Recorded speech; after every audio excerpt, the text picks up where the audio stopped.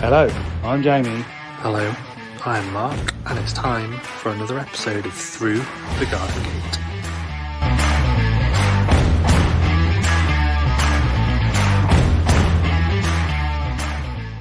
Good evening, Instagram. It's 7:30. It's Tuesday night. It's time for another episode of Through the Garden Gate. Let's get Jamie in. Hi. Evening. George, Yeah. turn Yeah. round. What? I can't. Just turn round quickly. Okay. Where's it gone? You look all posh and smart. Not like him.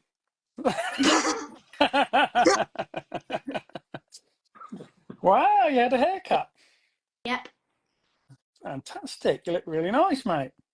Yeah. All gone. My dad started hacking it. And then we had to go to the hairdressers to get it Styled properly properly. Brilliant. But before it was like all sticking up around there. Yeah. He had really long hair. Well done. Well done. Years of growing it. Wow. Oh, Lovely Dad. jumper. Oh, Dad. Well, you can tell people about what you've been up to in the garden, and you can tell them what we've been, what that is, because you know all about it. Come on then, tell us. What have we been up to in the garden at the weekend? What were you helping me with? Oh, so in the garden we've been burning the wood for the bed, because then it would make it last longer, and then it would also stop the bugs from eating it and stuff. I saw that. You had hold of the flamethrower thing. Yeah. Blowtorch, sorry, not flamethrower. It'd be quicker with a flamethrower. It would, yeah. Was it good fun, George? Yeah. Looked like you were having fun. Yeah. Been very helpful getting it all done. Yeah. Oi. Looked like they had great fun. That's What it. else have you been doing in the garden, George? What else did we do on Saturday? Saturday. What was I doing in the shed? Oh, we were clearing out some of the old things that I don't need anymore. Yeah. So I can actually get in my shed now. Good to have a shed clear out now and again, isn't it? I couldn't even get inside it before. You had to climb into the shed. Sounds a bit like my garage, to be honest. The garage. So we've cleared out lots of your toys, haven't we? Yep. So we can get in there. Oi. And we was also cutting down in the secret garden as well. Yeah, that looks fantastic. That looks really good. Really, really good. You were playing football. Yeah, I was playing football. Can't wait Yeah. to see the secret garden all in a couple of months. Soon grows. Now it's cut. It'll start Brilliant. appearing. Right, are you going to bed? All right. Yeah. See you See tomorrow. you, George. I'm going in the bath. Going in the bath. Go in the bath. Okay, Bye. don't break my head. See you, mate. Carefully. I won't break your head if I hadn't figured out how to. Thanks. See ya. Bye. Bye. I just this second while I was waiting saw your last story. Oh, you actually got to see it before coming on, did you? Just this second ago, I clicked your face and it come up. Woohoo! Oh, look at that! Lovely. See, That's some healthy looking garlic, isn't it? it's beautiful. But someone on here now is going to be a bit annoyed because she gave me some last year, but when I left it outside, that naughty little puppy moss destroyed it. So I didn't get to plant it. But as soon as I get that one, I'll get it out planted. Not just one, you've got 3 like this. Oh, lovely. I'm going to put that on the other side of will my have garlic. wildflower meadow. Yeah. Make sure you plant it somewhere where you haven't got any lords and ladies or what is it called? Dog mercury. Oh, no, I don't know. Don't know what you're on about. Well, you were here when our guest was talking about it. I can't remember that. I'm concentrating on other things. I just had a message from our guest, and he said he's waiting, but I don't think he's in the room. Some of you may have heard of tonight's guest. He has 510,000 followers on Instagram, 712,000 subscribers on YouTube. He is described on his Wikipedia as an English horticulturalist. In 2024, he was awarded an RHS Elizabeth Medal of Honour. He is an author of many books, a veg grower, a pioneer of a growing method you may have heard of called no dig. It is, of course, Charles Dowding. Let's get him in. Good. What about that for an evening. intro? Hi. Yeah. Cool. Mark's done some really good investigating there, because there was even some things I hadn't heard of. Yeah, I know. How does he find all that out? He's done really well. How are you, Charles? All right? Yeah, I'm well. Nice to see you both. Yeah, and you. Good to see you. Really been looking forward to this. Not that you would have known by all my stories today. Okay. Crack on. Yeah. Really looking forward to it. So, what is it to say? Everybody knows you mainly for one thing, I would imagine, which is no dig. I don't really know anybody who doesn't do no dig now. Everybody does it. Nobody digs anymore. Can't be anybody that digs anymore. That is amazing to hear, actually, from where I was maybe 10 years ago, and it was very small, and I was struggling, I felt, to be taken seriously. So yeah, that's joyful news. Yeah, I bet all this newfangled no digging your soil is thoughts of craziness. Well, it's the newfangled technology that's really helped, I think, social media, because what I call mainstream media, it's quite hard if that's all you have to get your voice heard, and to break through that kind of glass ceiling which is there. People who have access to content creation in the mainstream media, it's a much slower process for them to accept new ideas compared to what you can put out on social media. Yeah. So that for me has been the big breakthrough. Definitely, because I can remember my dad double digging our front garden this time of year, every year, and think, oh my goodness, do you want to help? No. Such hard work. It is sad to think, isn't it? Because, people they felt they had to do it, and they were having to work so hard. And he might not have admitted it, but I'm sure he'd rather not have gone to so much length. And not only that, well, even more than that, all the damage being done to the soil as a result. And yet nobody seemed to really think about it for some reason. Unbelievable, isn't it? Yeah, that's his whole weekend at least would have been gone, because it's quite a bit of a big patch of garden, and it's so hard. Double digging is horrendous. He could have made a beautiful pile of compost. Exactly. There's a reason they call it bastard digging. Yeah. Oh well, we all know now, and I've done it for 4 years now, and absolutely love it. I think everybody else, like I say, I know a lot of people on here on the Garden Gram. They all do it. There's one question that I get asked a lot, because people know I do it. Do I need to put cardboard down every single time? Yeah, I get asked every single time. It's interesting, isn't it? I mean, that question for me kind of opens my eyes a bit to how one needs to explain things, and there's a tendency to, I think, when people hear one idea, they'll latch onto that and kind of hang on to it. And cardboard is year one only, and even if you don't have many weeds, you don't need it at all. But it is a super convenient way of dropping that you can drop it on top of weeds and compost on that. And if you put enough compost on in that first move, in that first day even, you can plant straight away. So at this time of year, that's highly relevant. You can make a bed and plant into it without waiting for the cardboard to decompose. But yeah, it's necessary only if you have a lot of weeds you want to smother. And there's actually another caveat to it, which is well, this is a bit different, but it's a bit more detailed. That because another question I get asked a lot is, oh, no dig doesn't work.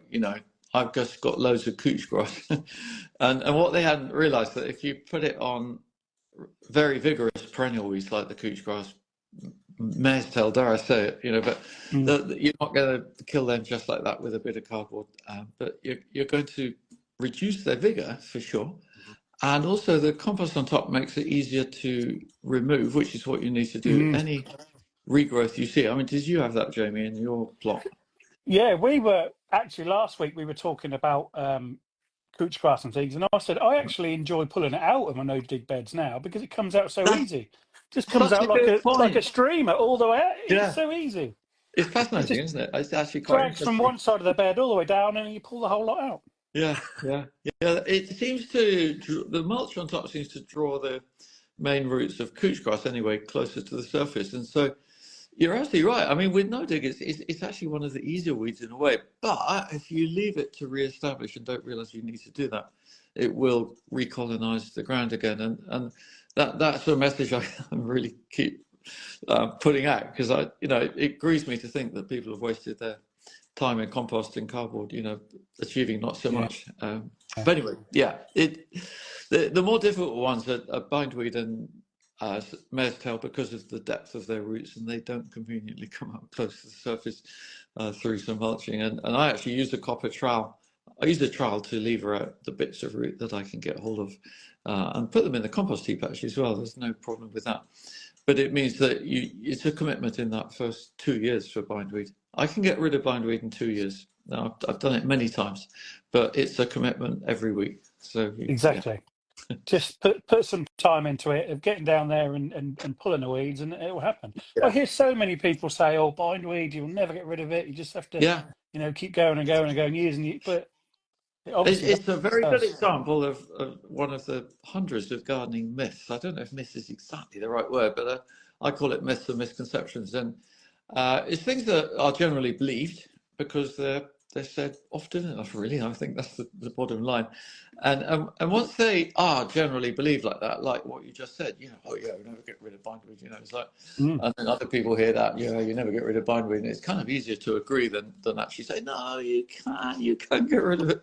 This is what I'm saying. And I feel it's worth investing in the time in that, because even though it's 2 years of, say, every week you need to remove some, by the end of that time, you've got rid of it completely. And I think unless you've done this, you can't imagine it. And even I struggle to, when I'm starting out clearing a bit of ground, say not literally clearing it, because you're not clearing the weeds that are there, but you're clearing any regrowth that happens, and doing that, and it seems to keep coming back. And it's come back. Oh, there it is again. Like when I arrived at Homemakers, there was quite a bit of couch grass here, and I made a note in my diary in June 2013, which was my first summer. And I was surprised when I read it, actually, how despondent I seemed to be feeling. Because I'd written, God, this bloody couch grass, is it never going to stop? But actually, it did within 2 months. And so there is that, time of disbelief maybe, and wondering, is it really going to stop? But if anyone's listening to this and has those feelings, I just want to encourage you and, hang on to that. Well, know that it's a possibility it will happen, that these weeds will disappear. Literally, disappear is almost the right word, because we never dig out the parent root, I call it, the original root, if you like. But it gives up. It's only got so much energy, and with all this mention of people are really afraid to put bindweed roots on the compost heap. It's a bit similar idea, because it's been made to seem to them through comments other people make, that this stuff is invincible and can't be got rid of, and you've got to leave it in hot sunlight for 2 weeks before it's even going to think of dying, that kind of thing.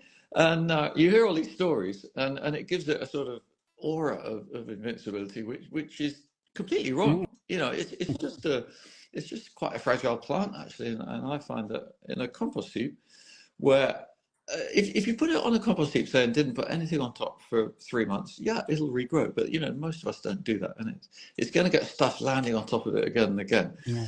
And then it might try and regrow a bit, but it's only got so much reserves in that little root, and it just dies basically. And then you've got that goodness in your heap, so you've gained organic matter and nutrients, and you've saved time because you haven't spent time separating out and doing all the fancy things that people talk about doing. So, yeah, it's a win-win. Like so many things, once you get a grasp of top ways of doing things, it's advantages all the way. It's so nice to make these discoveries. There's something I noticed a couple of weeks back. We had a skip delivered, one of them big 8-yard skips. We were clearing out of the garage a little bit, and it was put on the grass out the front, and it was there for 4 weeks. And once they lifted it, everything was gone. It was soil. So that's the same kind of thing as, I suppose, putting the cardboard down. And to be honest, this sounds a very expensive way of mulching. I don't think I'll try that. I get them to come and move it every 4 weeks. But no, what I'm saying is, and that was probably 4 weeks ago, and there's still nothing coming through. Okay. So whatever was there is dead. I'm sure when the spring comes and things start going, it will. Yeah, but that's the same principle as the cardboard and everything. Get the light out. Yeah, and that'll kill.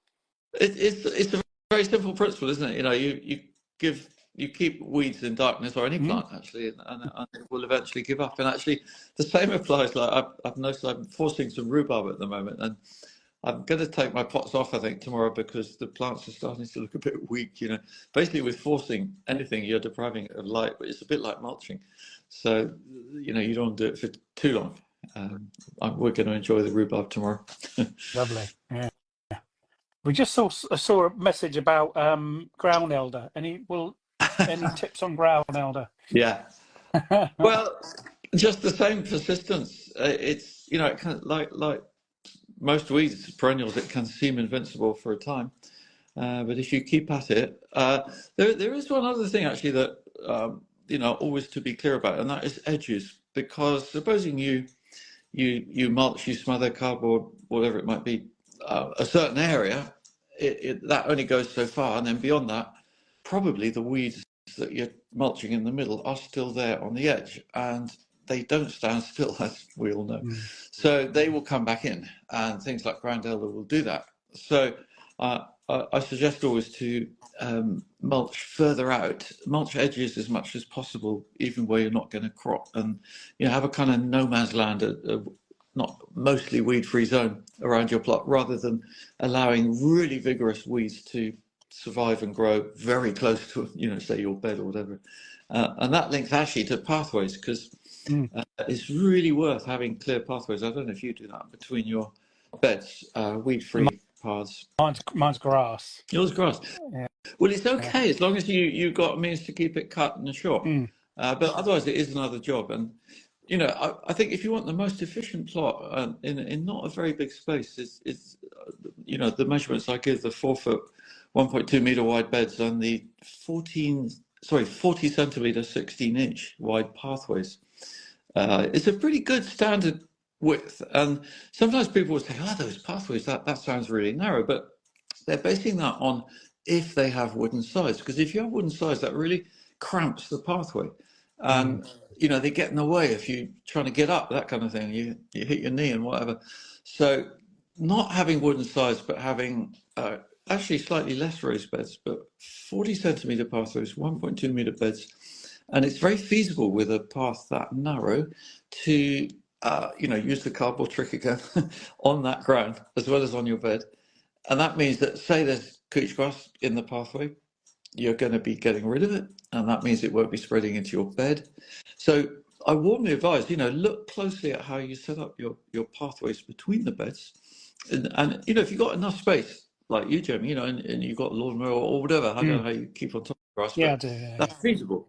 But it's just finding the right solution for yourself, and that's where sometimes pictures can be misleading, and I'm probably as guilty as anyone. You give a nice photo and people say, I want to copy that sort of thing, but it might not be quite right for them, or achievable in their location. So you just feel your way a bit, fine-tuning these details. I suppose 400 mil, 40 centimetres is just enough for a wheelbarrow wheel and to walk down. Well, you're absolutely right. And also the legs of the wheelbarrow can go on the beds, and that leads to another misconception, because there's been so much information about how soil has to be loose for plants to grow. That's become almost like an accepted belief, and then that leads to fear of walking on a bed, which actually you can do with no dig, because the structure's firm. That's different to being compact. But also with wheelbarrows, you can drop the legs on a bed temporarily, because they're usually wider than the 40 centimetre pathway. And so the legs can sit there if you're unloading your wheelbarrow. So, just all those understandings kind of tie together to help you realize that, yeah, this is really achievable and makes sense. And I can do it this way and save space, because you can fit a lot of 1.2 metre beds with those size paths into quite a small area. And they give a lot of food, as you noticed. So. Yes, very much. Let's just talk about composting a little bit, because I know you said a little while ago about putting all the perennial weeds on and things like that. You're famous for your composting as well. Tell us how to do that, because that's a bit of a magician needs to be able to make compost. Oh, well, it's a nice way you phrased it, but I would hope that many people listening to it won't feel that too strongly, because I think to most people magic is not attainable, but I do often think actually that a compost heap is like magic, and it's a magic that we can practice, and it's a really wonderful thing to achieve, because you are transforming waste materials into something really valuable. What could be more fun and pleasurable and wonderful than that? And it's just maybe a question of getting hold of a few tenets, like, for example, don't make a heap too big. And so a common mistake I see is, the vision, a bit like with making more beds than you can actually manage. That's another one. Keep it small. If you're starting out, especially no dig, you don't need huge space to grow a lot of food. And you won't have enough raw material in a small plot to fill a big bin. And it's better to fill a smaller compost bin quite quickly than to fill a larger one over a period of a year or even more. You never quite finish. And also in a small bin, you get a better concentration of materials altogether. That results in more bacteria being able to breed and thrive, and it's the metabolic action of bacteria that creates heat, if there's going to be any. Although that is not vital. That's another misunderstanding, actually. You can make great compost without the heat getting hot. So don't worry if your heat doesn't get hot, because I know that's a question I get asked a lot. Oh, my heat never got hot. Is it going to be any good? Yes, it is. But it'll be slightly different quality. Think of like a heap of leaves, that's leaf mold, basically. And that doesn't get hot. That just slowly is broken down by fungi. So it's that... if you want to be a bit technical, it's fungi doing the slow action more on the woody material that takes quite a long time and never gets hot. The fungi don't thrive in heat, whereas bacteria, they love heat, and the more the merrier. If you actually put, I'm sure some of you've seen this, you make a big pile of just grass clippings, you get heat. Yeah. That's not difficult, but you won't necessarily get nice compost because it goes all soggy, and that's where balancing the in a way the fungal and the bacterial, but it's more the wood and the green material results in nice compost. So what the woody material does, which wants to be small, but in pieces that will hold some air in the heap, and that could be little twigs, prunings that preferably are no longer than 5 to 10 centimeters. Otherwise you end up, when you put a fork in the compost heap, you get like spaghetti, and it's really difficult to sort of separate it all out and mix it up, or whatever you're trying to do. So make sure the wood that you put in, or any stems, sometimes I've seen whole sunflower lengths of stem going on a compost heap, and I think, no, that's not going to work very well. Because you find that again in a few. You're building a sort of lattice structure which has too much air between. Although we want air in a compost heap, we just don't want too much, and things need to pack down a bit, and then they're making contact with each other, and that enables the bacteria and the fungi to thrive and develop. So all these little bits of knowledge, pieced together, I hope will help your listeners to sort of understand the process a bit. It really helps if you understand what you do. Don't rely on what your neighbour tells you. They'll say things like you can't put bindweed on your on your allotment, on your compost heap, and you certainly can. You can put anything in there. In my experience, I'm not saying this just because I like to believe it. It all breaks down, as long as that's the slight small proviso that you keep adding, basically, and that's where not rejecting anything is really good. And another bit to that is become a scrounger. That's something I love to say. Look at other people's waste, and it's surprising what people throw out in terms of organic matter. If you're in a town, like coffee shops, well, that's a pretty obvious one, because coffee is a brilliant compost ingredient. I don't know if you knew, but it's 3% nitrogen. That means it's similar in heat terms to fresh horse poo. Oh, wow. So think of it like that when you're putting on your coffee. You're adding almost an activator. I don't want to think of it when I'm making my coffee. Yeah, right. I am talking, by the way, about spent coffee grounds. Sorry. But yeah, then people ask, well, surely coffee's acidic, so aren't you acidifying the compost heap? And actually, that's the whole point. We've drunk the acid, and the grounds are actually roughly 6.8 from measurements I've seen. So you don't need to worry from that point of view. And likewise, you can put conifer material on compost heaps as part of your woody material. If your friendly local tree surgeon ever drops a load of conifer chippings on your allotment site or in your garden, welcome it. Again, we've been told too often and wrongly that the acidity in them is going to acidify soil. It actually doesn't. I don't know if you knew, but what is the pH of rain? Does anybody know that? The pH of rain that falls, it has an average number. No. It's 5.6. That means it's acid. And then, well, why in that case, when it rains, does soil not get acid everywhere? But it doesn't. And the reason, as I understand it anyway, the reason is because, and most of us have seen it if we've tried to alter pH, like I've tried here. I've got a slightly alkaline soil, about 7 pH, and I just cannot grow blueberries, unless I do it in a pot. But if even if I put, say, thick cardboard and nice ericaceous compost on top, over time, gradually, sorry, that's my clock ticking. Over time, I got it from a fate about 25 years ago. It cost £2. It was made in Korea. Wow. But it's got a really nice sort of old-fashioned action, and I actually have to wind it up, and there's something reassuring about that. Lovely. Got a good sound. Yeah. But yeah, what I was saying is the ericaceous compost, it always gradually, in my case anyway, if you've got alkaline soil or even neutral, it'll just gradually revert to the same pH. And so, I wouldn't ever try and change pH, but the beauty of it is you don't need to worry about changing pH by adding so-called acidic or alkaline materials. Now, mushroom compost was famous for being alkaline. It's actually not. Well, it might have been once, but the current readings I see are all around, again, 6.8, funny enough, pretty neutral. Wow. So that's another, it's one less worry. I love to strip away the worries, because I feel that, we've been given too much information about fearing this and not do that because it'll cause problems and, all that kind of thing. There's actually not so much to worry about, really. And then you've got more chance to be creative and more delight in doing wonderful things. So somebody asked how small in terms of the compost heap. Would you say maybe a pallet size would be a good measurement? Yeah, that's a nice question, Mark, because you can go smaller. I mean, like the Daleks that I'm sure many of your listeners know, like conical compost bins, they're called. Alex, brilliant. Because when I wrote my book about compost, I was told not to use the word Dalek because it's been published internationally. And oh, great, you got it. Nice. Apparently, people in America don't know about Daleks or that. Of course, yeah.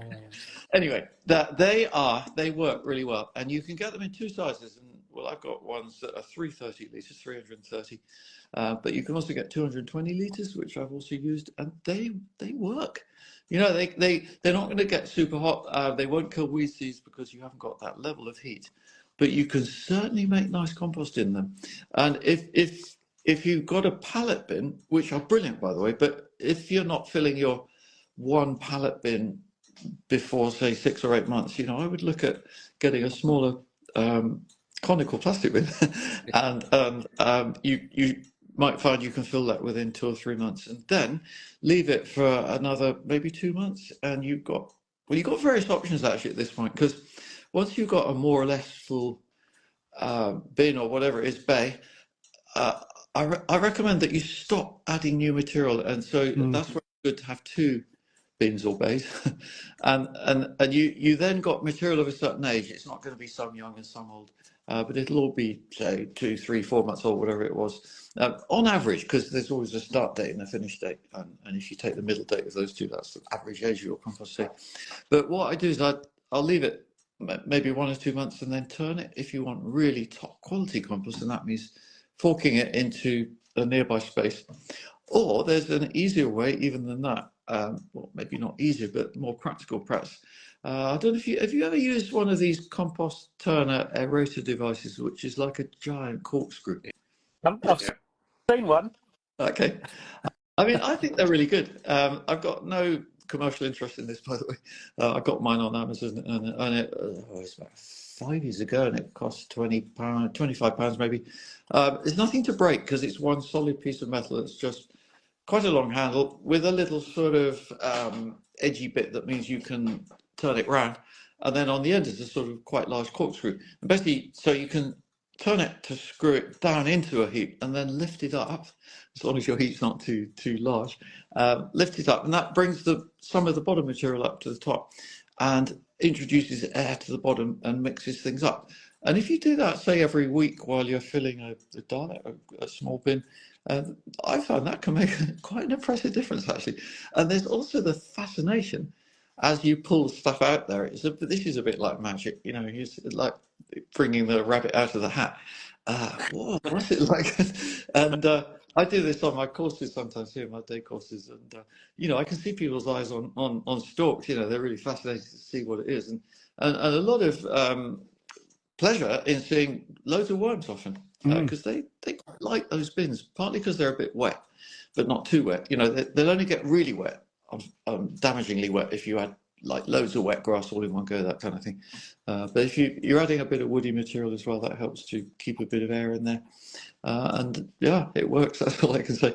And with those conical plastic bins, within a year we can have worm compost. So that's some kind of added bonus if you want to go that far. I can Amazing. remember when I came to yours back in August, your main row of compost bins have got a roof on. Oh yeah. But the one you took us round, which is a bit further round, it was just a couple of pallet bays literally wired together, but they had a piece of corrugated iron on. Yes. And that So works you basically cover them, don't let it rain on all the time. Yeah, except for the one heap, which is the current one that we're taking stuff to all the time. Because having a cover on that is just too much faff. You've got to take it off, put the stuff and put it back. And I found that in practice it doesn't actually matter. It would probably be better if it didn't rain too much on that. But by the time you finish, you've got a chance then to cover it and let all of the rest of the process happens without new rain.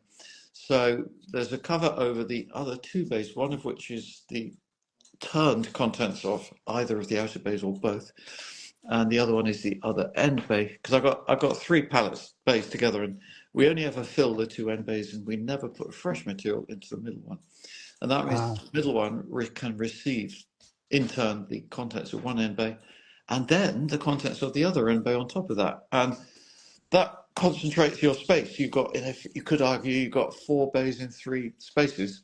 And you end up with a really decent amount of compost in the middle bay because it's 2 heaps in one. And although one is younger than the other, in practice, it's interesting. When we come to spread it, they look quite similar. And usually that's average age between 6 to 7, 8 months. They're rarely more than that. And it's beautiful compost. It's actually slightly nicer than the ones you noticed that had the permanent roof on because they're a bit bigger. And I find once you go above 1.2 metre or 4 foot square, you get a bit of anaerobic, not quite enough air in the middle. So, that's a little detail you could say. But there's all these things to learn about making compost that are so fascinating. And achieving a top quality result is immensely satisfying. I have to say, I still get that. I look at it and think, wow. Oh yeah, definitely. I was just showing some people around this afternoon actually, and they're always like, "Oh, that's so impressive!" And that it's a great way to inspire people as well. Yeah, you can make your own, and just to explain what I've just said to you, and I hope people are picking up these little nuggets to take away. I've seen a few people say about adding chicken poo, and someone's even said rabbit poo. Yeah, Just think brilliant. about Yeah, I mean it's all good. It's like chicken manure in particular is very high nitrogen, so that that's not a problem. All it means is you wouldn't want to add too much, and if you've even got just 2 or 3 chickens, that little bit of poo they give you will be brilliant in your compost heap. So yeah, rabbit, guinea pig, with a bit of bedding, that adds it as well, because the bedding, say you bed on straw or wood shavings, maybe that's brown basically. So you've got manure. Classically you've got the poo and you've got the bedding, and that's a perfect compost mixture as long as it just isn't too soggy. So yeah, there's all these things to try out. It's wonderful. Someone said cat poo. I don't think that's not great, is it? Yeah, that one always comes up. Well, I'll tell you what the perceived problem is. It's toxoplasmosis that is not in all cat manure, I would say. I mean, I've got a cat, and actually if I find her poo in my beds, I put it on the compost heap, because I've got an active enough heap. It's not necessarily about getting hot, but if it's really active, which means you're adding stuff all the time, the biology is really busy and strong, it's going to disappear.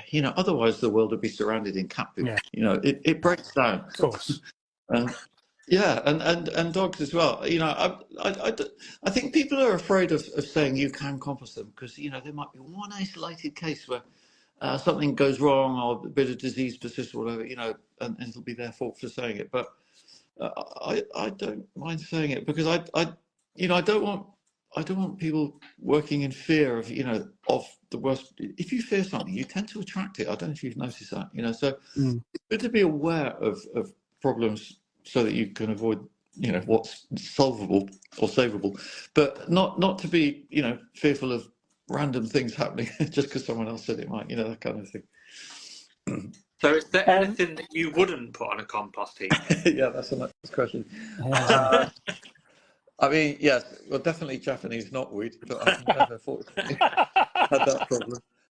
But you know what? I can't think of anything else. I mean, there's obviously things like plastic and metal, but any organic matter apart from that, I put on anyway. Cooked food as well. Yeah, why not? It just happens to be cooked, but it's organic matter. It's going to break down. That's more about a worry to do with rats, which is fair enough. Especially if you're in a suburban area, maybe. So you have to judge that one for yourself. But if you've got an active outdoor cat, like a feral cat, it's pretty impressive what they can achieve. Yeah, definitely. One more question about compost heaps. Somebody just mentioned it. Is there any chance of seeing Mr. Dowding outside doing his first early morning wee on the heap? Well, you mean that would make a good reel on Instagram? You give me ideas. Yeah, no. Well, basically, yeah. I mean, why not? It's nitrogen. It's active, but I wouldn't in these winter months when the heap is actually soggy enough, and I don't want to be adding just the water content. I think that's the bit. And so what I have for my morning wee is a nice pile of wood chips. I feel that's a really good place to urinate, because it's carbon and nitrogen, and they should soak most of it up before it reaches ground. In fact, I find if they're not too big, wood chips. Also, we make sure they're wet. So sometimes the tree surgeon will deliver wood chips, and they're a bit dry, and they're not going to decompose if they're dry, and also when they steam a bit, so they're losing moisture. So it's actually good to make sure we water the heap of chips sometimes after delivery and make sure it's fully moist. Within 6 months, it's incredible how it can break down into something that looks compost-like. It still has a lot of wood in, but certainly having a pea on it really, really helps. So you let your wood chip break down first and then add it to the heaps? Yes, because for wood to decompose to a point where it won't be fully decomposed even after a year in a compost heap, or even 6 months, or whatever it might be, but it will be enough decomposed that it can sit on top of the soil and finish decomposing in situ there rather than hanging around for years. Also, we put it through a 12mm half-inch sieve because that stops the big bits going, and that also again is take like 5 years to break down. It's just that I'm trying to avoid, and it still means when we spread homemade compost on top, that after the sort of darker, crumbly, friable stuff has kind of gone in and it's being washed in a bit by rain or eaten by worms as they take it in, we're left with a slightly woody residue on the surface. And sometimes people would look at my beds and say, "Oh, you spread wood chip on the beds." And no, it's just the woody residue from a compost heap. So I mention that because, other people might see that and you might worry about it, too much wood. But, like everything, in moderation is good, because a little bit of woody material on the surface has two good functions. Firstly, say heavy rain, it is a bit of protection for the soil below. And secondly, it's actually feeding the fungal life in soil, the mycelial networks of different types. It's giving them food to eat and keeping them active. Brilliant. Should we talk about mycelial networks now you've just mentioned it? I've got my list here behind my phone, but it's amazing though, isn't it, how one thing leads to another, and it's beautiful, like the mycelia, it's all interconnected. Okay. I had an interesting conversation last week with a Japanese lady who got in touch with me about what they call natural agriculture in Japan, and it's deliberately using huge amounts of mycelia and not using any compost. It's like compost is no, too much nitrogen. And I was fascinated to hear this because it goes against, to some extent anyway, what I'm recommending or what I practice. So I want to find out more about that. But actually, having looked into it a bit, there's a bit more detail that they cover their heaps of wood chip with black plastic for up to 2 years. That's as I understand it anyway. If there's any Japanese listeners here, I'd love to hear more. I think it's a topic really worth exploring. But, there's no doubt that the mycelial network is so important. And when I think back to when I started out in like the early 1980s, and I remember reading in books things like, I'd read a bit about soil fungi, and I thought, this is so elegant. It makes so much sense that plants can feed through tapping into this existing fungal network. And then the statement is there in black and white, written by some scientists. It said, vegetables do not associate with mycelial networks. And that was the commonly held view at that time, amongst those who know, the scientists, whatever. And I just remember it clearly, because now we know, and scientists acknowledge, that it's not the case. And the reason I'm bigging up a bit on that one is just because there's so many still things like that out there where the scientists say, or they say, this, that, and the other is what happens or what's true. Always question it if you're not sure. If where's the evidence? And that vegetable thing, a bit like it used to be said that butter's bad for you and margarine is what you need to eat, for low blood fat and all that. I just totally never felt that was right, and there's a lot of evidence now it certainly isn't. So question all these things, but mycelia are good. We know that. Yeah. Just you saying about the black plastic on wood chip. We've got horses, and we've always got a little pile of wood chip around the back just for putting in between the stables and things. Brilliant. And it wasn't that long ago, probably a year ago, I pulled some black plastic off, and the wood chip was wet, still there, but it was covered in like spider's webs. But that's the mycelium, I suppose. That's it. And that, I think, is actually why in the Japanese farming they recommend keeping the black plastic on. It does seem to enable mycelia to really flourish underneath. I don't know if it's to do with darkness or rain not washing through, because you still see mycelia in rotting wood, don't you? And I see it in my bed. Yeah. But that's what was going on there. And I mean, probably if you'd managed to, because Adam, who works for me here, he says, check him out. He's on Instagram. He's Myco lower hyphen ad.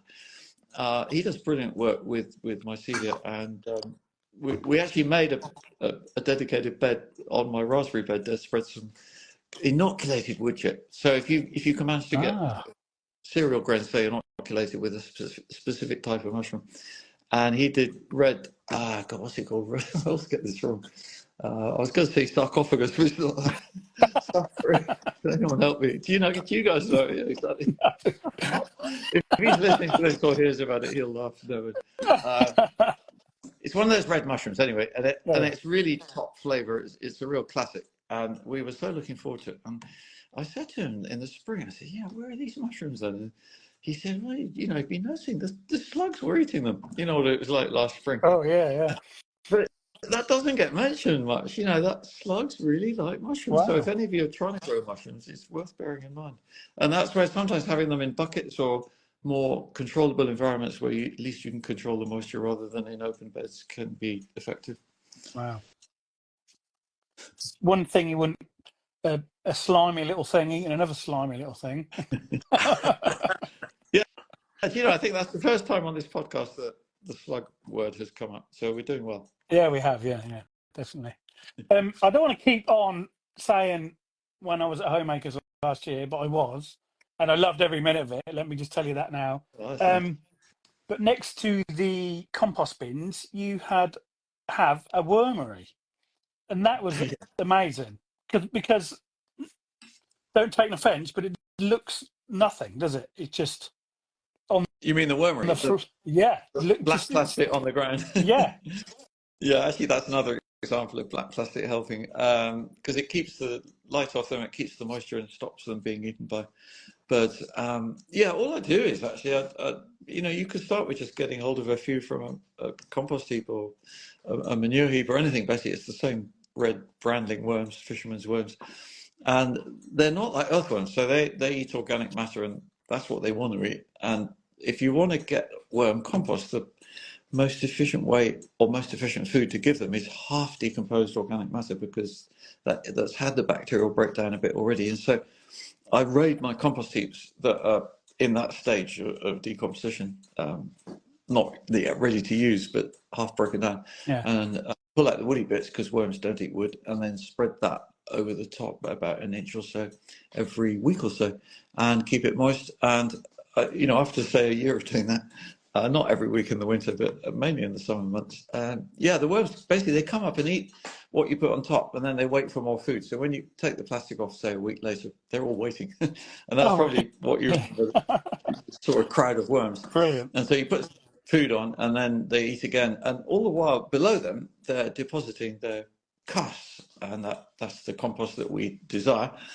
And so actually to get hold of it without damaging the worms too much, because they're near the surface feeding, you can scrape off the, say, top 10, 15 centimeters whenever you need the compost below and just scoop it out. And we do that once a year just because it's kind of time efficient, but you could do that more often. And yeah, it's like any kind of compost making, it feels a bit like a miracle. And what I've noticed is that compost being so beautifully soft, it has a very defined crumb structure, you might call it, where you know, if you squeeze it together in your hand, it's not going to just turn into a soggy lump. It kind of holds itself apart a bit, and that I think is to do with enzymes in the worm digestion. But that also results in fantastic results in potting mix. So we're putting as much as 50% of that in the mix I use for potting, and getting great results. And you know, that's really what I keep the wormery for, because to have strong plants makes such a difference. Definitely. So it's just that easy. Just chuck some worms under some black plastic, give them something to eat, and then they'll do it all themselves. Well, yeah, in a word, really, you know, it's always just pay attention to those details. Make sure they stay moist but not overweight. You know, there's just those little things, these sort of practical skills you pick up as you go. But that is the essence of it, and that's the beauty of it, the simplicity, and that result of having the strong compost for me is particularly useful because I'm propagating in small volumes of compost. You know, the trays I designed are not large amounts of compost. You can build 60 cells with just 2 liters of compost, which means it's very economic. And you know, if you're buying compost, I say it's worth paying a bit more for it. If just to get good quality, it's you know, just because something's cheap, it doesn't mean it's going to work well. And for raising transplants, that's one key area where if you get it wrong, you've not only, you know, wasted money, but you've lost time, and that's probably the biggest one. You know, waiting for seedlings to grow, whatever it might be. So you know, the worm compost I found is remarkable for that, because it even speeds the growth, and it's caught me out sometimes. I can't get plants ready before the ground's ready outside, that kind of thing. I'd rather it that way around, but it's remarkable stuff. So if if any of you haven't tried a wormery, you don't have to do it like I've described, but there are many ways of doing it. But yeah, have a go, see what you can do. That's a definite for me for this year, I think. All right. Yeah. Again, I keep saying when I was at your house, but there's so many things that just blew mine and everybody else's mind as we were walking around, because the whole place is absolutely amazing. But one thing that I saw quite a few times on the way around, but you didn't really talk about it that much, were the copper sculptures, which were pirouetting up into the sky and going down into the ground. There were several of these kind of aerial type copper things up in the air and down into the ground. Can you tell us what they're all about? Well, I'm glad you noticed them. I don't like to say too much about them for two reasons. One is it's an experiment still, and I don't like talking about things until I'm pretty certain that they're worth doing, because then people might copy what I'm saying and waste their time, sort of thing. But I'm now got to the point where they're making a difference, and a few things I can share more about that actually, which is basically what they're doing is to put it in a few words is the atmosphere above us, the Earth's atmosphere, is full of electrical and magnetic energy, and our plants and us, we are magnetic electrical beings. That's something that's not really talked about enough or fully understood, I feel. And so it's pulling in that energy, and then but when you have a copper, you have the spiral above it, wind it clockwise. That's important. That seems to resonate with how it works. And then the copper goes down into the ground about a foot, 30 centimeters, and that takes it into soil moisture usually, which means conductivity, and you can spread that energy around. And I had a dowser here. I don't know if all your listeners know what that term means, but people who can find water with rods, and you can dowse for energy as well. Really, whatever you kind of put in your mind will show on the dowsing rods. Anyway, this guy was dowsing for energy. He said, that's amazing. He said, there's a lot of energy lines here that run into or out of your post where you've got one of those copper spirals that you noticed. So that, for me, that was about 18 months ago. That was good affirmation that I was, on the right track. But it's an energy that's very difficult to measure. Dowsers can detect it, but I'm not aware of any measuring device that could say, oh yeah, we got 5 units there and only 2 there, that kind of thing, which would enable much more clarification for anybody to know what's going on. But I feel that, what you will also have noticed was wonderful plant growth. I mean, I certainly do most of the time, or all the time really, almost blowing my mind really. Partly it's no dig, partly it's good compost, and I think it's partly also energies that I'm working on trying to accumulate. And there's 2, I must mention just these 2 extra ones. You don't have to go out and buy a long length of copper wire. Instead, you could get hold of 5 sticks, and you put them in the ground around your property, whatever that might entail. It might be your garden with your house in the middle, or your allotment plot, or inside a playtunnel even. And the only criterion is that these 5 sticks make a 5-sided shape that will be very irregular, because it's very seldom it's going to be perfect looking. One or 2 sides will be much longer than many others, but it must all be just enclosing a 5-sided shape is the best word. And then what that does is you put stick 1, you put stick 2, stick 3, stick 4, stick 5. All the time you're thinking great thoughts, and this is the power of thought. And that's an energy, thought is energy. I think that's becoming more and more acknowledged now. And, we can direct energy with our thoughts. And if that's what green fingers are, I think, by the way. So, people who've got the green fingers, that stuff always grows for them and it doesn't for me, sort of thing. I think sort of changing that thought, because that's a kind of negative thought already. Stuff doesn't grow for me, sort of thing. If you're thinking that, well, it won't. So instead, you go out in the morning while you're having your wee in the morning, sort of think, right, this is going to be a growth day, and everything I touch is going to feel a good energy and grow more, and it will. That's what I say. And these are the kinds of thoughts you're thinking when you're putting in these 5 sticks. energy, productivity, fantastic abundance in this plot. And then the final bit that you do is just to seal the deal.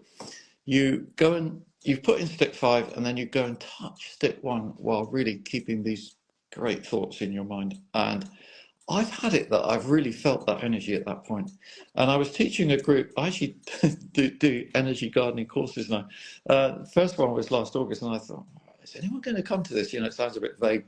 It sold out really fast. And was so, the energy, it might sound a bit naff to those, but the actual energy on that course day was phenomenal. And I bet it was. when we went around and did the 5 sticks and did it all together as a group, and there were a couple of nice ladies there, mother and daughter, and one of them who's quite sensitive to this kind of thing, and she said to me after, she said, God, I could really feel that.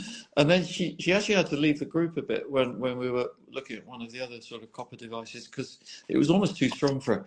Now, I'm not saying that's in a bad way, but just because as evidence of how this, it actually exists, this stuff, and not everybody can feel it initially, maybe, but it's there, and your plants feel it. As gardeners, this is the bit that's really interesting, because I feel that's why I feel it's worth it. For anybody growing food, actually, just increase the energy. And 5 sticks, what does that cost? Well, you could just get 5 sticks of hazel from the hedgerow, no cost. 20 minutes of your time, maybe 10 minutes even. There's no money in it. That's why you're not going to read about it or in a first scenario. This stuff is all kind of below the radar, but in a very positive way. And just have a go. That's all I can say. I think you'll be pleasantly surprised if you do this kind of thing. I think it might be, isn't it like we all say, even me? So I've been laid up for a while. I had an operation just after Christmas, and I haven't really done anything. Definitely not been out in the garden or anything. But a couple of weeks ago, I went back into the allotment, and I sat down and I started doing some weeding really steadily. But getting your fingers in the soil, that must be from all that, because you can feel it. It lifts you. It brightens you. Yeah. That's so cool. Yeah, I'm really glad you mentioned that, actually, because there is, for want of a better word, scientific explanation for this. It's the bacteria that you get in and around soil and gardens, and they have a name. They're called Bacilla vaccae. So Bacillum vaccae. Bacillum is the word for bacteria, and VACCA, that's the type. If plural is with an E on the end, so vaccae. And there's just millions of them. When you, like you experience, going to your allotment, put your hands on, they're picking them up. And guess what they do? In our bodies, they're one of the ingredients needed by our bodies to make serotonin. Wow. Serotonin, that feel-good mood hormone. So this is a beautiful illustration of why we love gardening, and in this case, I'm helping you to restore yourself. Yeah, definitely. To heal. So that's right. If I just posted about it this evening on Instagram, because I'm actually a bit worried at the moment about the NHS and lack of funding, and I want to support doctors who just work so hard, often not nicely acknowledged, even taken for granted, rather. And there's one brilliant lady in Devon, Susan, who's called, her handle on is GP, Gardening Gardener Doctor. GP. I saw you Gardener put it on there earlier. Oh, cool. And she's already had lovely response on that. But basically, she's a GP, full-time doctor, who's appreciated the benefit of, actually, she's got a no-dig allotment. She started 3 years ago, and it's working really well. And she gets her patients up there, not for full consultations, but she feels if they would just benefit from that. And she says they do. And it's building up quite a group, a network of patients. I don't know if patients is the best word, but people who've been here for various medical reasons. And they're just getting further benefit from being there and picking up these good energies. Bacteria. It's definitely a real thing, because not touching it. I joked and I put a few stories on saying, look at my hands, they're perfectly clean, my nails are perfect, there's no stains or anything. And then the first time I went out there, I'd done some stories, I said, look, I've done it, and it just felt absolutely amazing. Oh, that's so cool. But 3 months my hands hadn't been touched any soil or whatever, and then I'll tell you what, I've got to show you something, because it's right behind me here. On the cover of my children's gardening book, I don't know if you can see, there's a hand there. A dirty hand. Dirty hand, exactly. And when I first had this illustration sent to me, would I approve this cover? that hand had a green glove on. Oh no! And I said, no, no. You know, that would have been a really powerful subliminal message to all these kids seeing that image, Yeah, that it they would. should wear gloves. And so I was pleased that they listened to my recommendation, because publishers don't always like what authors say about the covers. I don't know why. But in this case, Welbeck were great, and they said, yeah, we'll do it without the hand. And in fact, the illustrations in that book, if any of you listeners have got children, I do recommend that book, because the illustrator did just an amazing job, and it really brings everything to life, you know, the worms in the soil and the compost heap and everything. And I had a really nice little testimonial about it, totally unsolicited, last week, where this guy said, Johnny Newton he's called, and he said, do you know what? He said, I've got to share this with you, because as part of her reading practice, I got my daughter to read the first page of your children's gardening book. And he said, she's not a gardener. But at the end of that, she said, oh, that was really inspiring. I thought, wow, great. Brilliant. Yeah, that's reached somebody who could benefit from it, therefore. And that's one of the things I really hope in my writing. You know, I do get that word applied quite a bit, actually, which is lovely. And, you know, it's on YouTube, people say, you know, you're really inspiring me. And that's another nice energy, you know, inspiration. It's a kind of, it is almost electrical, and it's a spark. You know, I think of it like that, and can motivate and encourage. Definitely. What's the name of the book again, Charles? Everybody keeps asking. Oh, that's nice. So it is, I don't know if you can read it there, it's No Dig Children's Gardening Book. Just that. And you know, there's a nice backstory to this book, which is really impressing me.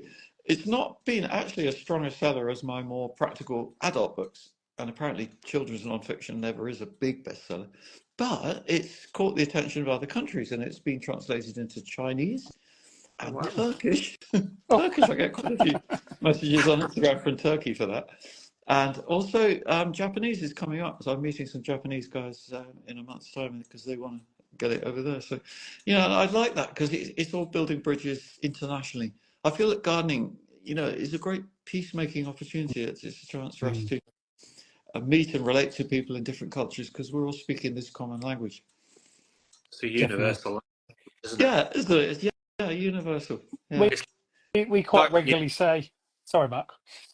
There you go. To say, we quite regularly say on here, you very, very rarely meet a grumpy or a nasty gardener. Everybody's so happy, and you know. That's exactly what, when I first went on YouTube, my son, who was about 14 at the time, he said, are you sure you want to be there? He said, it's a pretty nasty place. I don't know what he'd been watching. But yeah, it's totally not. And he realised after that, you know, the gardening world is, we're fortunate, aren't we? But we're in the right place. We're in a good place. And it's nice then if we can spread the joy outwards from where we're lucky enough to be. So you're doing that. You know, it's great that you do these lives and things. You know, hopefully there's a few new people listening who'll be picking up some really exactly. Yeah, it'd be fantastic. Really, really good. What was you going to say, Mark? So I was going to say, you often hear stories of refugees in refugees camp, and all they took with them was a collection of seeds or a cutting of a rose, or and in that situation they've thought, oh, actually I'm going to take that cutting of that rose and take that with me when there's life or death. Yeah, it's brilliant, isn't it? Unbelievable. It's like almost as though the enormity of and severity of what they're facing really clarifies the mind. It's like, what really matters? Need to grow some food to eat, whatever. Unbelievable. Yeah. So the last thing on my list is again walking around your absolutely amazing garden. You can imagine, everybody can imagine what it was like in August. It was absolutely amazing. It was beautiful. That's the only one thing to say about it. It was absolutely beautiful. Oh. But I think it was me and a few others said, how the hell have you got all those brassicas without a single hole, without a single nibble, not a net, not anything? And I've on here again, I've said so many times, I don't like nets because they're just a pain in the bum. They ruin the aesthetics of it. But this year, if I don't do what you're now going to talk about, I'm going to have nets because I'll never get any brassicas. Hang on, now when you say net, I think you mean, to be technically correct, mesh. mesh. Yeah. Yeah, So so the white mesh. cabbage whites can't get in. Yeah, and like you say, it does not look pretty in a garden. No. I'm not sure. I'm always relieved when I can get the covers off and see plants growing. Well, it's a very simple thing, and I don't know why it's not allowed to be talked about much, or it's been made difficult to purchase. But it's Bacillus thuringiensis. It's another bacteria. Thuringiensis, that's from Thuringia in Germany. It was discovered by Louis Pasteur. You can buy it as a dry powder soil bacteria, which you spray on brassica leaves, or on any leaf actually. And the effect is just one simple thing it does, and that is to make leaves indigestible to any caterpillar that is trying to eat them. And so the caterpillars get indigestion. If you'd look closely at some of these perfect looking brassicas, you'd see a slightly shriveled caterpillar on them, where it got stuck in, and then I can't digest this, and it dies and either stays there or falls off. But it does not affect this soil bacteria, which is literally a soil bacteria. It's in the soil, like the Bacillum vaccae and all these other great things. It's part of that component of soil biology. But Louis Pasteur worked out how to isolate it and make it usable in a gardening. It was for silk farming that he did it. But in a garden, you spray it on any leaf, but we're mainly brassicas. We do every 18 or 20 days, starting when you first see loads of butterflies. So here, that's normally about 10th of July, that kind of time. And then every 18 days, roughly after that, until maybe early October. And the effect is you're witness to the brilliance of this method. And so the question then is, well, how do you get hold of it? Well, two questions. Why don't we hear about this? I'm afraid this is where I'm a bit what people might call a conspiracy theorist, but basically, yeah, why? It's because big pharmacy and conglomerates business does not like it. It's too simple, too natural and easy, and they want you to buy insecticides. That's the only interpretation I can give to how it's so little available and mentioned.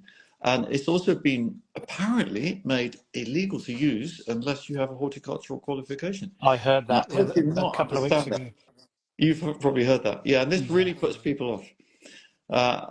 And it bugs me because, anyone, any idiot even, I could say, to be not complimentary, could go into a garden centre and buy lethal poisons and use them however they wish and without any comeback. And yet they're not allowed to buy dry powder of this soil bacteria, which only affects caterpillars.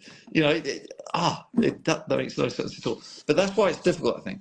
But what you can do is you go on eBay, and there's something called Dipel, D-I-P-E-L, which is a half kilo of this stuff, which means it's not cheap. It's about £60. But if if one of you bought this and shared it out amongst your mates, say 6 allotment plots, you'd easily have enough for 1 year, and probably for 2 or 3 actually, and it keeps really well. It's a dry powder, and then 1 teaspoon to a litre, roughly 1 double teaspoon to a litre of water. A litre probably again would be enough. 1 double teaspoon for your plot every 18 days, and that would be a way that you could get hold of it without spending too much money. Or another one that costs a bit more would be, it sounds a bit drastic, but box hedge caterpillar killer. Is actually this same stuff, this very same. Is it? Look at the list of Really? Yeah. That's how it kills the caterpillars. It's like, again, it's out there in plain view, but people haven't joined the dots, you could say. But so there are ways of getting hold of this stuff, and keeping your brassicas, as you say, in nice condition, as long as you haven't got pigeons. Obviously, that's the other thing. But you can keep them off at least with black netting, and that doesn't look so horrible as the white mesh. Brilliant, absolutely brilliant. I can't believe that's the same for the box moth caterpillars. There you go. Unbelievable. Well, I bet they sell it. that under a different name and charge a fortune for it. Yeah. Well, yeah. I just hope. My hope is that more people get hold of this knowledge, because it's not a trade secret or anything, but it's just not much mentioned. And it would be lovely to say the BBC might say it. I don't know if anyone from the BBC would hear this, but I think they might run into trouble because of all the various things I've described. It's not so easy for them though. But that's where on social media, we can be more fleet-footed, you might say, and say things and share the knowledge. Actually, that's really what I'm doing, looking to do. Do you think it's because people you're actually spraying something on the parts that you're going to eat. Do you think people just won't like that? Even though I think I read it's actually classed as organic because it Yeah, comes out of the yeah, well, ground. that's right. Back in the 80s, I was, I don't know quite the right word to use, but I was a certified acknowledged symbol holder with the Soil Association. And yeah, in the list of what you were and weren't allowed to use, the BT Bacillus thuringiensis is allowed, or it was allowed then, and I'm pretty sure it still is actually, but I think it's that same thing. You're supposed to have a horticultural qualification, whatever that means really. But, Mm. you know, it was funny because actually it was Jacob Vicker who told me that when I went to get my Elizabeth Medal, great honour from the RHS, you know, this is a really top medal, but she did say, you know, it's not the top medal because you haven't got a horticultural qualification. And if I had a qualification, I would be eligible for the Victoria Medal, which is even higher than the Elizabeth Medal. So That's it's just quite right. horrendous, isn't it? Absolutely horrendous. It's funny, isn't it? And I'd rather have not known that actually, because it was great honour though to get that medal. I'm really chuffed because it's a lovely acknowledgement from Oh yeah, definitely. the RHS. Yeah, you know. definitely. I think there's a few questions kicking around somewhere, Mark, isn't there? In this little question mark box. Yeah, there's loads. Can we go through a I few of could them? give you about 10 more minutes. Yeah, If that's perfect. okay. That's fine. Yeah, Yeah. excellent if we can. Great. So, Sort of fire some of them off, Mark. yeah, first one. What's your favourite flower to grow? Oh, that's nice. Zinnia. Oh, That's lovely. a slightly Yeah. tricky annual flower, but I love them because, you know, you wait a bit, they don't really get going until late July, but the colour, the depth of colour in those blooms, and they're just so classically pretty, nice and round and upstanding, so they stick out a bit. Yeah, I just love them. Lovely. What does Charles love about the gardening industry, and what more might he change? I know who that's from. That's from Kim. Yeah, well, what I find interesting about that question is I'd almost be tempted to throw one back and say, what do you mean by the gardening industry? It's rather a severe phrase, isn't it? And actually, it's a phrase I don't like. And so I've got to say that, you know, because we're not an industry. We're a body of people doing a noble thing. And what I love about it is what we've said already, actually. It's just how people connected with gardening. You can talk to anybody and you can have a great conversation of much greater substance than, like, isn't it lovely weather today? You know, you really get into something life important. And yeah, that's what I love about gardening. So what I'd like to change, actually, that was one thing. Well, one thing I'd love to change is, and I hope it's been a bit the case this evening, is to encourage more of you, more people generally, to think more and to question things and not believe everything you're told or hear. Because, you know, that thing of not putting bioweed on the compost heap that I mentioned, for example, Yeah. You know, there's just so many things like that. And actually, one little one that's very relevant at this time of year is you don't have to harden off plants before you put them in the ground, depending a bit how you've raised them. If you've raised plants in your house with artificial light, yeah, they need to get used to being outside a bit before you put them in the ground. But if, in my case, say in a cold greenhouse, so it's unheated, there is a hotbed in there, but that doesn't really heat the greenhouse. It's more for the seedlings on top of it. We take them straight out of the greenhouse and put them straight in the ground without any hardening off. And I'm mentioning that to save you time, you know, because I feel we're given this list of jobs that many take time and effort and add to the, you know, it's like you take away the fun. So yeah, question things and find the fun in what you do. Great answer. What one vegetable would you always grow, even if you had a small balcony or small garden? Oh, can I say two? I'll tell you. Okay, what one would be garlic, actually, because for me, health-wise, I feel it's such an important thing. I eat a clove of raw garlic every morning. I think it really helps to cleanse the body and interestingly, people who I've given garlic to, you know, I say, you must try this, or they've got a bit of a health problem, say, you need this, and then they'll eat. And one of the comments that came back was, interesting, you know, your garlic did not give me smelly breath, unlike the stuff I buy in the supermarket. Because, you know, that's a big thing that causes worry about garlic. So yeah, that would be one, and the other one would actually be like a green herb like parsley, or even coriander. I just feel that, or perennial onions. Those are my favourites. Mm, brilliant. And hang on, let me get the next one. Which veg do you find the most difficult to grow and why? Okay, well, heat-loving plants like aubergine. I don't know if it's not exactly a common vegetable because it is heat-loving, but oh boy, you have a summer like last year, and even here we're in one of the milder regions. Just the amount of work and time and effort that I put into my aubergine plants and sweet peppers actually often. I just feel, what am I doing? Is this really worth it? So it's the heat-loving plants. Then you get one hot summer and you think, oh, this is so good, and that reinforces your desire to grow them again. But being realistic about climate, I guess, is part of that. So You need a crystal ball to find out what the year is going to entail before you even right. sow them.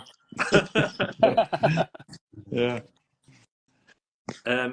Parker's Patch put worst crop failure. Oh, Parker's Patch. Hi. Trust you, yeah. Yeah. Worst crop failure. Well, I got one right at the moment, which is my spring onions overwintered actually, and I think 95% of them have disappeared, and that's the new allium leaf miner. Oh no. It blows. Some of you won't have had it yet, and I hope you won't get it. But if you got it, you'll know what it's like. So that's something, a new problem. I'm sure I could think of a few more. I mean, some of the soil pests can be tricky. And back in 2014, here, my second year, I planted a whole bed of lettuce, put fleece over them, and normally, 2 weeks later, I lift the fleece, and they're all there looking strong. And this time I lifted it up, and there were about 2 lettuce left out of 100. And it's like, oh, that was leather jackets in this case. Oh And that was no. just terrible spring for leather jackets. And it's something, daddy long-nosed larvae. You don't know until spring comes how prominent or prevalent they're going to be, or voracious that year. And after that year, 2014, the local girls' private school bought a whole load of nematodes to counteract leather jackets because they'd really chewed up the hockey pitches and that kind of thing. Yeah. And £10,000 they spent apparently, and it turned out the following spring they just weren't any.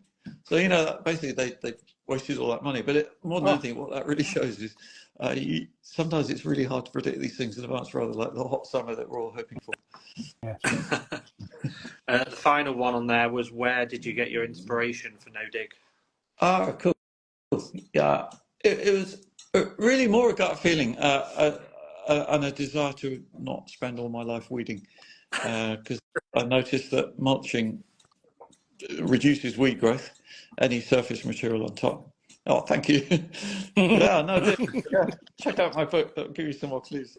And that leads to, I've got these lovely mulches in place, a few weeds. And I thought, well, am I going to chop it all up again, dig, rotivate, whatever? Because I'd had rotavated in that case initially. This was 1982 to make my first beds, and then I shaped them up with a spade, and I thought, oh, no, I'm just going to dare not to, because I didn't really know much about it or know other people doing it, and I just noticed, yeah, this works, and it's been uphill ever since. Brilliant, absolutely brilliant. Can I just mention, Jamie and Mark, since you very kindly showed my yellow book there, a new book that I'm just completing at the moment, and that's what I need to go and do, is a bit more proofreading and things. It's called Energy Gardening, and it's about these things I've discussed partly in this live. So look out for that. It's a booklet. It's going to be under a tenner. But loads of nuggets of information you probably won't read elsewhere. Slightly controversial maybe a bit, and it's self-published. It'll be available from about mid-April. Fantastic. Energy Gardening. We'll get that on the list, definitely. Oh. If you've got literally one or 2 minutes more, we've got a lightning round of questions that we ask every guest. Okay. Just really quick fire. This That's all right. Yeah. So first one, favourite band or artist? Oh, band, artist. Oh, God, hang on. David Bowie. Oh wow, yeah. Choice. Tea or coffee? Coffee. Flowers or edibles? Well, I guess I'm not allowed to say both, so it's got to be edibles. Thought it would probably be that. Beach or forest? What was the first word there? I couldn't pick that. Beach or forest? Oh, beach. Oh, yeah. God, what is a beach? I thought he said peach, to be honest. That's what I was thinking. We're talking food here. Yeah, beach and forest. Oh, God, damn me both again. Do you know I say beach, actually? Because I love the sun. Sunshine on skin, for me, it always feels so good. Clears the mind. In a text message, what would be your go-to emoji? Go-to? Emoji, you know, the little picture. Oh, okay. Oh, I love the little leaf. You know, the two leaves. They just look cheerful and full of optimism. Hey, I'm going to do something here. This is just the start. Brilliant. If you could only have one snack for the rest of your life, what would it be? One snack? Wow. Okay, so beetroot salad with peanut butter. That's two. Lovely. The combination. Finish the sentence. My perfect day would be. Oh, it would be a combination of things. It can't be just one thing. So it would be in the garden on a sunny morning, and then on the beach on a sunny afternoon. Perfect. And, you know, with friends, with enough interaction to have great conversations. Yeah, definitely need extra people. Perfect. Sowing seeds or potting on? That's for me feels a bit incomplete, your question, actually. Sowing seeds, or shouldn't it be planting plants, or Sowing seeds or planting out, maybe. Yeah. Planting out, actually. Planting out. Change the question now on, especially. Spring or summer? Oh, both. God, that's so good. Spring. So much to look lots of people say. What's today's favourite plant? Today's favourite plant? Yep. Like my favourite plant of today. Okay, crocus. Oh, nice. Oh, beautiful. They are looking amazing. And then the sunshine this afternoon. Wow. Yeah, lovely. If you could choose one plant to describe yourself, what would it be? we had one of our guests call himself Tromboncino. Well, that mind boggles. Don't know why. Okay, favourite plant. Well, I'm thinking flower here, because I want to be beautiful and inspiring. Something like a sunflower, upstanding, elegant. Brilliant. I totally agree. Oh. Unlimited compost or unlimited seeds? Wow. Limited compost. You can never have enough. Lots of the good stuff. Yeah. What's your favourite weed? Oh no. What's my favourite weed? Well, some of them are beautiful to behold, and something like red dead nettle, oddly enough. You know, I love the colour of that. Oh, lovely. Yeah.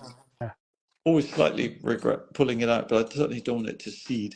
So I love any weed that can be elegant for a while before it has to go, because otherwise it's going to take over. Yeah, definitely.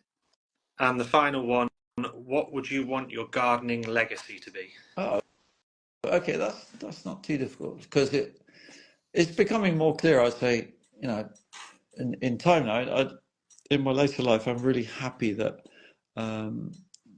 no dig, but also the associated questioning that goes with it, and that would be the legacy I want to leave, which is encouraging gardeners in particular, but people in general, actually, to be more curious about what they see around them, both in the garden and happening in life, because we all have so much to learn all the time, And I feel we've come to rely a bit too much on the media to give us the information they think we need. And you know, there's so much more to life and gardening than that.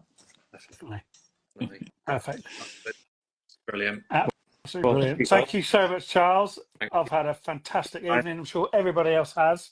oh, that's nice. It's been a pleasure for me. So thanks for brilliant. making it possible. No, thank you very much. And everybody will look out to see you soon on the Instagram Oh, yeah. and everywhere else. Yeah. Cool. Fantastic. Okay. Bye then. Thanks, Thanks ever so much. Charles. Cheers, Charles. Bye. Bye. There we go. Awesome. Absolutely awesome. What a pleasure. What a man. It's just fantastic. I didn't know whether we were going to get the lightning round in there then, but he let us do it. He and did, he seemed to enjoy it. He did enjoy it, yeah. He is a star, Sissy. He's absolutely brilliant. And he's always, I'm going to say again, when I went down to see him, if you can go and have a day in his garden with him, it's probably, well, one of the best gardening days I've had. It's absolutely brilliant. Really, really good. You really should go and see him. And these are his books. Well, I think he's got lots more, but these are ones I've got. This is his newest one, which is his compost book, everything about what he said and lots more. The complete no dig book there. And I also, every year, I get his calendar, which tells you exactly what to sow, when, where. Brilliant. It's just a Bible. And as I said last week, this is always on my coffee table in the conservatory. And another one. Yeah. And this is one of his earlier ones. I think he's got about 14, maybe 15 books, so there's a lot to go on. We really need to get the other co-author of this book on the podcast at some point, because she's another inspirational lady, Steph Hafferty. Okay. Yeah. And she's worked with Charles a lot.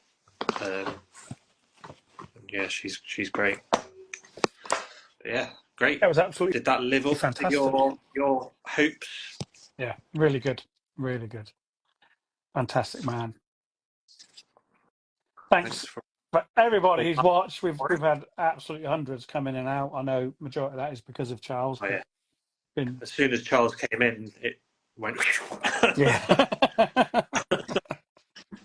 But from all over the world as well. Yeah, some of the comments. Lovely. It's lovely to see Spain, Azerbaijan, and. But that's what we were saying. All the gardeners, it's just one thing. Everybody wants to learn and know about gardening. Fantastic. It's Steph Hafferty, Sissy, and she is on Instagram. I think it is just Steph Hafferty. Okay. If not, I'll send you a link to her profile. But yeah, we'll ask her at some point. But yeah, she's really good. I think she's more of the sort of cooking and preserving side of things, but she's definitely a gardener as well. Okay. Brilliant. Yeah. You need to go lie down now, don't you? Oh. Decompress after that. That's been building all day, hasn't it? It has, yeah, definitely. I don't, like I've said before, I don't get nervous coming anymore, but I was about an hour before, I was thinking, oh my God.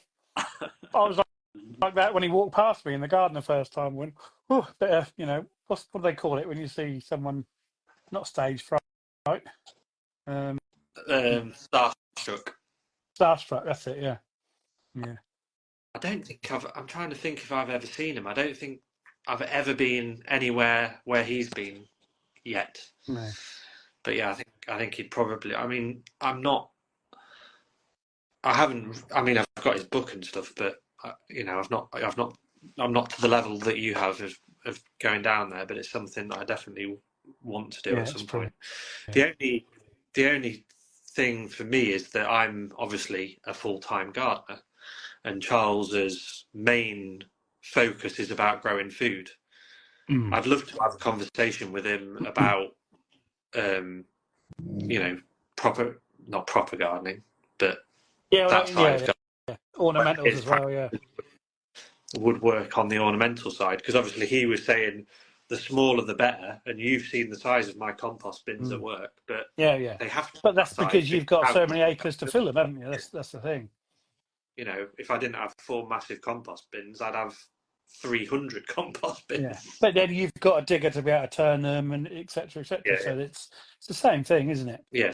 But he has got a beautiful ornamental garden as well around the outside. It's absolutely amazing, Right. and he's got flowers dotted around and plants and trees. So the whole garden is fantastic. So he's not just totally veggies, No. but obviously that's his main go-to, isn't it?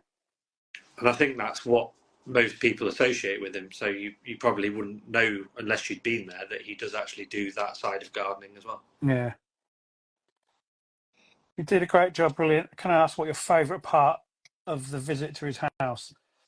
Oh, that's a hard one, because I think every single bit was brilliant. It was just quite overwhelming, to be honest, because I've followed him for so long now, 4 years. I look at everything he ever puts on, but just how beautiful it is. I know he has a couple of people help him, because you can't be as busy as him and do keep that looking as perfect. But everything was beautiful, and I don't know, it was lovely. And just to hear him talk so passionate about the electro culture as well. Oh, unbelievable. I'd never heard of it until I went to the garden, and I'm going to do it. I can get some copper wire. I know where I can get some of that from. Yeah, I At definitely my van. Yeah, I was gonna say, definitely want to look into more of that side of things, because I think a lot of that stuff, like things that we've all sort of forgotten that should have been passed down, but because of the way culture's gone, we've just forgotten it, and it does work. Yeah. There are magnetic fields. I mean, the plant surge devices show that. I mean, Exactly. I've had those. Somebody said that in there, but that's the same thing, isn't it? Must be. It was well said it, but that's. I think Charles is actually looking at creating a watering can that's got that built in. He uses plant surge, because I saw him on his hose pipes. Right. Okay. So I think because I'm sure I heard him talking about that he was designing a watering can. So I'm wondering whether it's incorporating all of the sort of practices that he uses in with that. Yeah. Yeah. Well, he's always up to something. Paddy. He is. He's a very busy. Yeah, definitely. But yeah, I mean, Homeacres proves that all his methods work. I mean, it's not a huge place, is it? It's only 1/3 of an acre that he grows on. So it's not massive, but it's intense what he does on that 1/3 of an acre. Exactly, that's the thing. It's all done really, really well, and he gets amazing produce from it. Absolutely amazing. I mean, he sells it. Well, he sells it all. That's what he does it for. It's farmers markets and things, isn't it? Yeah. And I think, did I see something like he sells a ton of salad leaves every year? Yeah. That is a lot of salad leaves. You can imagine that all sitting in a big container. That's massive. Yeah. Because it weighs bugger all. It's crazy amount of salad. Yeah. Reminds me of Reader's Digest. Oh my God. So see, take me back now. My mum used to have them years ago. Yeah. So he just said he's got a little mini book coming out about all that kind of stuff. So that'd be good in April. That'd be fantastic. It'd be cool if that book actually does really well and gets mainstream, because obviously he's publishing it himself. Yeah. But the amount of reach he's got as a person now, I think that sort of stuff needs to be mainstream. It really does. Yeah. No better. Look forward to that. Look forward to that. Right. I think it's time to go, mate. Yeah. Next week, I think we have Susie B. Susie B. Oh, I love Susie. Which will be another great episode. Yes, like always. They're always brilliant. Thank you, everybody, for watching. I hope you all had a fantastic, fun time like I did. And if you've missed it, catch up on Instagram or wait till Friday and it'll be in all the podcasty places. Listen to it again. YouTube. I'm going to I think I'll be listening to it again. Yeah, I will, definitely. See what I missed. All right. Thanks, everyone. See you next week. Thanks, everyone. Cheers, Mark. See you later. Bye.